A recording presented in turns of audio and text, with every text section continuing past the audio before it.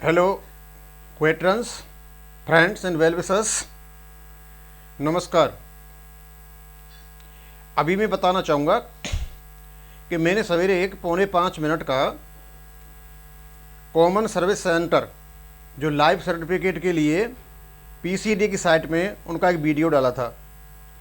उस वीडियो को डालने का मेरा मेन मकसद ये है कि पेंशनर्स के पास उनके पेंशन आईडी आए हुए हैं लाइफ सर्टिफिकेट देने के लिए, और टाइम दे रखा है उनको 30 नवंबर 2022। उनको काफ़ी दिक्कतें हो रही थी, तो हमने कोशिश की कि हम जो शुरुआत करते हैं कि विभिन्न प्रदेशों में किन किन नामों से जाने जाते हैं। Common service centre, common service centre का पहले तो मैं ये बता दूं, इसका मतलब ये है कि यहाँ विभिन्न प्रकार की जो राज्य सरकार की योजनाएं होती हैं वहाँ से आप समान सेवाएं ले सकते हो। आपका जो ज़मीन संबंधी दस्तावेज है वो भी वहाँ से निकलवा सकते हो। ये लगभग हर क्षेत्र में है। राजस्थान में इनको ई मित्र के नाम से जाना जाता है। मैं ये जानना चाहूँगा, मैंने वीडियो सिर्फ इसलिए जाना है कि आपके क्षेत्रों में, आपके प्रदेशों में, आपके प्रांतों में उनको किस नाम से जाना जाता है, क्योंकि इन्हीं को इन पीसीडीए के बने कॉमन सेंटर नहीं है, ये राज्य सरकारों के बने हुए हैं जो इन प्रकार की सुविधाएं दे रहे हैं। उन्हीं का शायद इन लोगों ने यहाँ पर जिक्र करके और ये डाल दिया है। इनके तो स्पर्श फैसिलिटेशन सेंटर हैं जहाँ इनके अधिकारी बैठते हैं, वहाँ ये फ़ोन तक नहीं उठाते हैं। कृपया आप अपने क्षेत्रों में बताएं कि आपके क्षेत्रों में इनको किस नाम से जाना जाता है। हाँ, राजस्थान में ई मित्र के नाम से जाना जाता है। राजस्थान के पेंशनर्स और राजस्थान से लगते हुए प्रांतों के पेंशनर्स आराम से राजस्थान के ई मित्रों की सेवाएँ ले सकते हैं। और अपने यहाँ देखें कि एक साइबर कैफ़े से होता है या और किसी नाम से जाने जाते हैं, किस नाम से जाने जाते हैं, हमारे पास जैसे आप सूचना दोगे हम इसे लोगों तक पहुंचा देंगे, पेंशनर्स तक पहुंचा देंगे। अब मैं आगे आपको चलता हूं। कल जैसे ही माननीय सुप्रीम कोर्ट का फैसला आया और 90 दिन का टाइम जो भारत सरकार को 16/12/2022 तक मिल गया, इसको सुनते ही जो हमारे पेंशनर्स थे, पूर्व सैनिक थे, वो बेहद निराश हुए, हतप्रभ रह गए और वो बेहद बेचैन भी हुए, क्योंकि उनके कमेंट से पता चलता है। उम्मीद लगाए हुए बैठे थे ये कि भारत सरकार को टाइम नहीं दिया जाएगा और इनसे कहा जाएगा कि आप 7 दिन के अंदर करो, 1 महीने के अंदर करो। कुछ ऐसा ही हमारा एक्सपेक्टेंस था, हमारा भी था। एक और इस चीज ने पेंशनर्स में एक भावना पैदा की कि ये भारत सरकार देना ही नहीं चाहती है, या फिर सरकार पर अविश्वास करने को मजबूर हो गए कि एक केस को और 16/12/2022 से आगे भी ले जाएंगे। माननीय सुप्रीम कोर्ट का जो निर्णय था बिल्कुल साफ सुथरा निर्णय था, उसको ये 6 महीने में लागू नहीं कर पाए। अब इस 6 महीने में किस किस खिलाड़ी ने क्या क्या खेल खेला है वो मैं आपको बताना चाहूँगा। इस 6 महीने में हम पूर्ण रूपेण भारत सरकार को दोष नहीं दे सकते। सारा का सारा खेल जो ओआरओपी को कोर्ट में ले जाया गया, उसके बाद में रिव्यू पिटीशन लगाई गई। रिव्यू पिटीशन को भी लिस्ट होने में 2 महीने लग गए थे। उसका रिजल्ट 6/8/2022 को आया था। उसके बाद में फिर 6/9 तक इनके पास क्यूरेटिव पिटीशन का टाइम था। इन सब चीज़ों ने भारत सरकार को टाइम दिया, या ये कहें भारत सरकार को लागू करने ही नहीं दिया। और जब 6/9 खत्म हो गई तो 7/9 को भारत सरकार ने अपना जो टाइम एक्सटेंशन की जो एप्लीकेशन थी उस पर अपना कार्य शुरू किया, और उसका ये रिजल्ट आपके सामने आया। आज जो बेहद गंभीर किस्म के हमारे पूर्व सैनिक हैं, बहुत सहनशील हैं, उनकी भी सहनशीलता आज जवाब दे गई। वो भी यही बोलते हैं क्योंकि जोश तो भारत सरकार पर ही जाएगा सारा का सारा, चाहे कुछ भी हो, चाहे किसी का भी कोई कारण रहा हो। अब समय बात यह निकल करके आती है, इस सभी चीज़ों का दोषी कौन है? भारत सरकार है, या भारत सरकार के विभाग हैं, या फिर पिटीशनर्स हैं? इसमें 6 महीने में ज़्यादा दोष किसका है? ये सर्वविदित है कि माननीय सुप्रीम कोर्ट का फैसला 16/3/2022 को आया था। 90 दिन के अंतर्गत 16/6/2022 को इनको ये वो आरोपी लागू करनी थी, यदि इसके बीच में रिव्यू पिटीशन चौथे महीने में नहीं लगाई गई होती और उसका डिसीजन 8वें महीने में नहीं आया होता, माननीय सुप्रीम कोर्ट की छुट्टियां भी इसके लिए जिम्मेदार हैं, अदरवाइज रिव्यू पिटीशन का फैसला पहले ही हो गया होता। इसका 90% श्रेय रोकने का केवल और केवल उन लोगों को जाता है जो इसको रिव्यू पिटीशन लगा करके या केस को कोर्ट में ले जा करके या एक ऐसी आशंका पैदा करके कि क्यूरेटिव पिटीशन में भी जा सकते हैं। ये सब उसका जिम्मेदारी है। स्वतंत्र रूप से भारत सरकार की जिम्मेदारी अब यहाँ से बनती है। अब सवाल ये है कि हमारे दिमाग में तो ये है कि 16/12/2022 को भारत सरकार OROP की टेबल पब्लिश करेगी। नहीं, ऐसा नहीं है।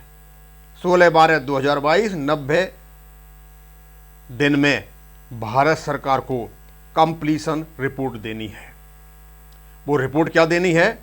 आपको 16/3/2022 के माननीय सुप्रीम कोर्ट के निर्णय को पढ़ना पड़ेगा। उसमें स्पष्ट है, revision of pension and arrears का भुगतान 90 दिन के अंदर 16/6/2022 तक करें।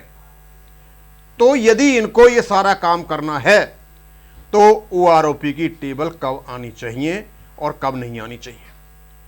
हम मान लेते हैं कि ये कहते हैं कैबिनेट की मंजूरी नहीं मिली है, तो कैबिनेट की मंजूरी क्या 1 महीने बाद मिलेगी? जब 1 महीने बाद मिलेगी तो DSW इसका लेटर कब निकालेगा? DSW जब लेटर निकालेंगे तो PCDA इसका सर्कुलर कब निकालेगा? जब PCDA इसका सर्कुलर निकालेगा तो जो DPDO हैं और बैंक्स हैं उनमें जब वो जाएगा तो वो उसको जो फिगर्स आएंगी पेंशन की उनको कब फीड करेंगे? उनकी जो एरियर की सीट है वो कब बनाएंगे? टाइम तो उनको भी चाहिए, भारत सरकार को नहीं। टाइम तो पूरा का पूरा कार्य, कैबिनेट का अप्रूवल, DSW का लेटर, PCDA का सर्कुलर और जो डिसबर्सिंग एजेंसीज हैं, चाहे DPDO हैं और चाहे बैंक हैं, एरियर का भुगतान, उसकी सीट, उसका एंटर करना, इवन अब तो स्पर्श भी चला हुआ है, सारा का सारा काम, ये कंप्लीशन रिपोर्ट पूरी की पूरी 90 दिन में होना जरूरी है। इसका मतलब ये नहीं है कि 90 दिन के लिए ये कोई वृंदावन गार्डन में या नौका विहार के लिए जा रहे हैं। मेरा मानना यह है कि 1 महीने से पहले पहले इसका लेटर आ जाना चाहिए। और मैं तो ये मान के चलता हूं कि 15 दिन में ही आ जाना चाहिए। 15 दिन में जब ये लेटर निकलेगा DSW का तो उसके बाद ये PCDA के लिए सर्कुलर के लिए जाएगा। उनको भी 15 दिन चाहिए, तो 90 दिन तो 30 दिन तो PCDA का सर्कुलर निकलने में ही लग जाएंगे। अब मेन काम तो केवल DPDO और बैंकों में होना है, क्योंकि आपकी जो बेसिक पे रिवाइज होगी उसको कंप्यूटर में फीड करना है। ऐसा कोई सिस्टम नहीं ऑटोमेटिक हो जाए। और उसके बाद इनकी एरियर की सीट बननी है। एरियर की सीट का जो फिगर्स हैं वो भी कंप्यूटर में फीड करनी है। इन सब को काम करने के लिए मैन पावर की ज़रूरत है, क्योंकि कंप्यूटर में तो आदमी ही करेंगे और कम से कम उनके लिए बहुत टाइम, 60 दिन के अंतर्गत पिछली बार भी देखा था वो नहीं कर पाए थे, काफ़ी टाइम लगा था, तो यहाँ भी इनको टाइम लगेगा। तो मेरा मानना ये है कि विदिन 1 मंथ, 1 महीने से पहले पहले इनको OROP की टेबल निकालनी पड़ेगी। OROP की टेबल विदिन 1 मंथ निकालते हैं तो ये काम को आसानी से कर पाएंगे। और यदि 1 महीने के बाद जो जो टाइम निकलता जाएगा, यदि OROP की टेबल नहीं आती हैं तो किसी भी हालत में जो डिसबर्सिंग एजेंसीज हैं इसको 90 दिन में पूरा नहीं कर पाएंगी। लेकिन माननीय सुप्रीम कोर्ट का फैसला तो केवल और केवल तभी मान्य होगा कि जब इसकी कंप्लीशन रिपोर्ट 90 दिन के अंतर्गत होगी।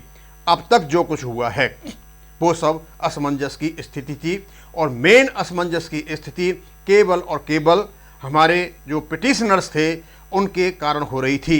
यदि रिव्यू पिटीशन नहीं होती, क्योंकि पता है रिव्यू पिटीशन होते हुए कोर्ट का जजमेंट फाइनल नहीं होता है, फिर इन्होंने क्यूरेटिव पिटीशन का इंतजार किया जिसकी तारीख थी 6/9 और 7/9 को ये चले गए जब क्यूरेटिव पिटीशन नहीं गई। तो अब मैं आपको बताना चाहता हूँ कि जो कहते हैं ना कि सब्र का फल मीठा होता है, जली तो जली लेकिन सिकी भी खूब।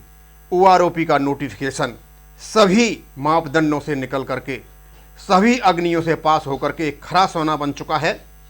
और क्योंकि ये अब माननीय सुप्रीम कोर्ट की स्क्रूटनी से वो पास कर चुका है, अब ये एक ऐसा नोटिफिकेशन बन चुका है, कोई भी सरकार आए, चाहे एनडीए की आए, चाहे यूपीए की आए, इन्होंने जो खेल खेला था 45 साल से वो खत्म हो चुका है। और ये जो जंतर मंतर पर बैठकर लोग ये कोई खेल खेल रहे थे पॉलिटिकल, और एक खास पार्टी के लिए और ऑफिसर्स के लिए, इनके भी दिन जा चुके हैं। इन्होंने जो काले बादल मंडराए थे वो भी अब खत्म हो चुके हैं। कोई भी सरकार इस नोटिफिकेशन को भविष्य में रोक नहीं पाएगी, इनको ये लागू करना ही पड़ेगा, क्योंकि ये इस समय निकल चुका है जुडिशियल स्क्रूटनी से। कोई भी इसको अब कोर्ट में ले जा करके चैलेंज नहीं कर सकेगा। हाँ, जंतर मंतर पर एक नया सगुफा छोड़ दिया गया है, नोशनल मैक्सिमम। अब मुझे समझ में नहीं आ रहा ये नोशनल मैक्सिमम है क्या, इनको शायद खुद ही पता नहीं है ये कह क्या रहे। भाई नोशनल मैक्सिमम का पहले देख तो लो क्या है। नोशनल मैक्सिमम जो 6वें वेतन आयोग की जो पेंशन लागू हुई थी, उसमें 5वें वेतन आयोग के जो टॉप एंड थे, उनको जो फॉर्मूला था 6वें वेतन आयोग का, उसको 1.86 से मल्टीप्लाई करके उसमें एमएसपी और उसमें ग्रेड एक्स पे जिसको लागू जोड़ दिया गया था, और उसका 50% पेंशन बना दी गई थी, और उसमें कुछ वेटेज वगैरह दे करके लोगों को पेंशन दी गई थी, वो भी गलत थी, जो बाद में 568 सर्कुलर में हुई थी। अब तुम कहाँ से ये नोशनल मैक्सिमम निकालोगे? क्या 5वें वेतन आयोग का निकालोगे? क्या वेटेज दोगे? या तुम 6वें वेतन आयोग का निकालोगे? यदि 6वें वेतन आयोग का आप निकालते हो तो एक सिपाही का जो टॉप एंड है वो है 20,200। तो या 20,200 को आप 2.57 से गुणा करोगे, उसमें एमएसपी 52 से जोड़ोगे, और उसमें एक्स पे 62 से जोड़ोगे, इनको जोड़ करके इसका 50% निकालोगे। क्या आप वेटेज दोगे? किस प्रकार निकालोगे? अब मैंने तो जब निकाला एक सिपाही का टॉप एंड से नोशनल मैक्सिमम, तो उसकी जो पेंशन होती है वो 28,000 के आसपास होती है, बेसिक पे 28,000 के आसपास। अब मुझे पता नहीं इनको कहाँ से ये नया फॉर्मूला लेके आ गए, नोशनल मैक्सिमम। और 2-4 और भी हैं जो हमारे यूट्यूबर्स हैं, वो भी अपनी अपनी कहीं का रीट कहीं का उड़ा, भानुमति ने कौन बा जोड़ा, जोड़ते रहते हैं, पता नहीं नोशनल मैक्सिमम किसी का कहीं किसी का कहीं। अरे जो सर्क्यूलर जिस चीज़ के निकाला है वहीं वो चीज़ लागू होगी, दूसरी जगह नहीं होगी। ये OROP जो आएगी केवल और केवल नोटिफिकेशन में वर्णित मैक्सिमम और मिनिमम का जो एवरेज है उसके आधार पर आएगी। ये फालतू की बातें कि नोशनल मैक्सिमम और मैक्सिमम वो नहीं गई। हाँ, जंतर मंतर पर बैठने के लिए ये फॉर्मूला सही है, लोगों को गुमराह करने के लिए ये फॉर्मूला सही है, लेकिन खुद को लोगों को पता नहीं है कि कह क्या रहे हैं, ये नोशनल मैक्सिमम है क्या। इनसे पूछा जाए कि भाई है क्या चीज़, तो ये नहीं बता पाएंगे। हम आपसे यही आशा करते हैं और भारत सरकार से भी ये आशा करते हैं कि अब भारत सरकार का पूर्ण रूपेण स्वतंत्र अधिकार है, इसमें कोई किसी प्रकार की कहीं बाधा नहीं है, और 90 दिन के अंदर अगर इसकी कंप्लीशन रिपोर्ट आनी है। कंप्लीशन रिपोर्ट यही है ओरिजिनल, जो वो है जजमेंट, उसमें यही है कंप्लीशन रिपोर्ट होनी चाहिए 90 दिन में। और कंप्लीशन रिपोर्ट होने के लिए जरूरी है, बहुत जरूरी है कि OROP की टेबल्स, OROP का सर्क्यूलर विदिन 1 मंथ पब्लिश हो, तभी आगे की संस्थाएं काम कर पाएंगी। अदरवाइज किसी भी हालत में ये 90 दिन में नहीं होने वाला है। और यदि ये नहीं निकालते हैं तो फिर इनकी नीयत साफ नहीं है, इनकी भी नीयत लटकाने वाली है। अब आगे देखते हैं क्या होता है, कौन इसके लिए जिम्मेदार है, कौन जिम्मेदार नहीं है, कि जैसे जैसे समय आएगा सारी स्थिति स्पष्ट होती चली जाएगी। थैंक यू, धन्यवाद।